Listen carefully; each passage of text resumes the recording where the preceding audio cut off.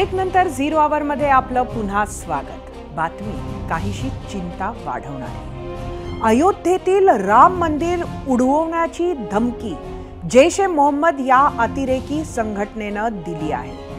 Ayodhya alert मोडवर आहे। राम मंदिरासह महर्षी वाल्मिकी विमानतळासारख्या इतर महत्त्वाच्या ठिकाणी सुरक्षा वाढवण्यात आली आहे।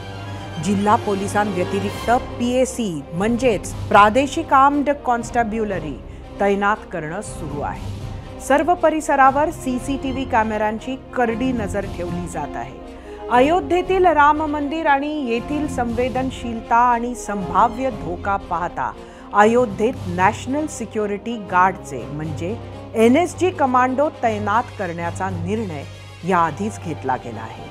मोदी सरकारची पहिल्या 10 वर्षात देशात कोणताही मोठा अतिरेकी हल्ला झाला नव्हता, तशीच ही 5 वर्षही जातील अशी प्रार्थना करूयात। या बातमीसोबत 0 आवर मध्ये आज इथेच थांबूयात। सोमवारी संध्याकाळी 7:56 पुन्हा भेटूया।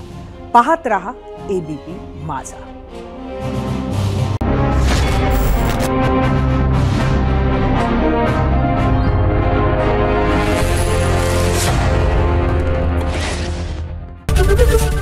एबीपी माझा, उघडा डोळे बघा नीट।